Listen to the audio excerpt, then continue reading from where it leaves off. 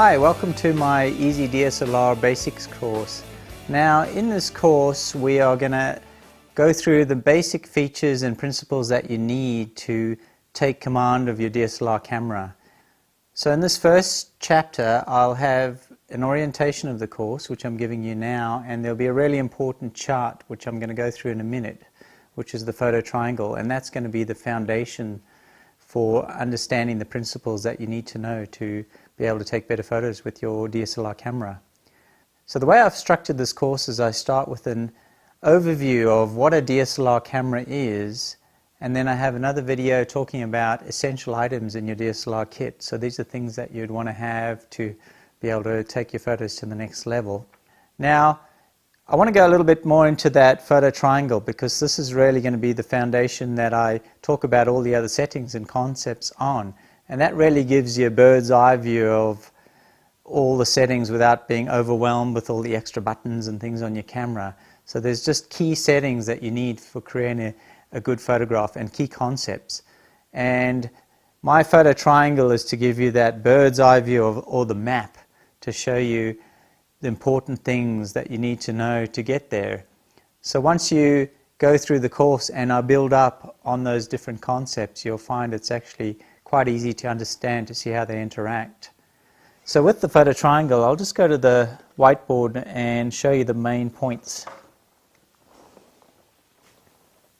Okay, so the major points of our photo triangle are frame, and that's talking about things like perspective, framing your image, and also includes lens choice, which is very important for getting the right perspective and the correct framing of your image.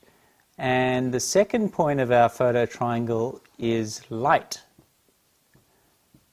Now light includes things like exposure, which is the tonal value or the actual light levels of your image, as well as color. So we're looking at tone and color values here. So we look at things like getting correct exposure with aperture, shutter speed, ISO, as well as how white balance affects the color of the image. And then our final point of our triangle is focus. So that's looking at what's in focus and what's blurred. Sometimes you may want to blur parts of your image to create an artistic effect, or the effect of speed. So once you understand these three main points to taking a photograph, and you understand all the settings that feed into that, which we'll look at as we go through each video, then you have a really good basis for understanding how to get a good photograph. And you'll also start understanding how the settings on your DSLR camera relate to those points. And that'll give you a really good foundation. So once you have that foundation, and you can really move off auto for one on your camera, you'll understand how to set the exposure, the white balance, the focusing, and also things like lens choices and perspective. So from that point on, with that solid foundation, you can move on to more creative areas in your photography. Okay, the first chapter that deals with the photo triangle is our third chapter, which is on composition, which deals with framing of the image, and that looks at perspective, lens choice, and I have some really interesting tips on how to use the autofocus points in your camera to compose your pictures better. Now the next chapter after that is exposure. Now exposure is one of the key things to understand for taking better photographs, and I look at the three main settings that are required for getting correct exposure, and that's the ISO, aperture, and shutter speed. So once I've covered those three, then you have a good idea of how to control the light values in your image. And then the chapter after that is on white balance, which is how to get the correct color in your images.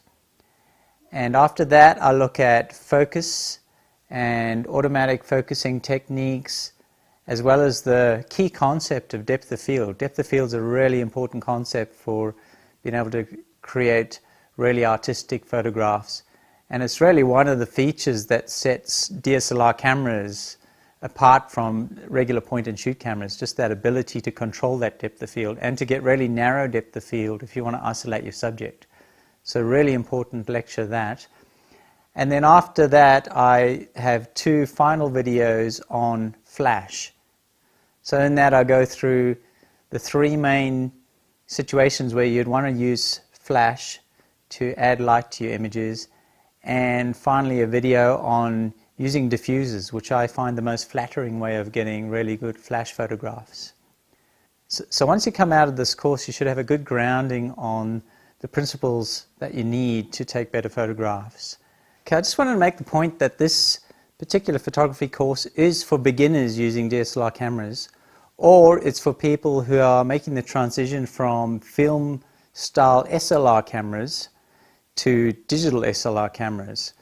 So that way you can understand how some of the technologies have changed so that you can understand how digital SLR cameras work. It's not really for professional photographers because some of the concepts here will be a little bit too basic, and they should have a good grounding in those principles already. So now that I've laid the outline of the course, you can go to that next photo triangle lecture and you can actually download that as a file so you can refer to that chart as we go through the different lectures.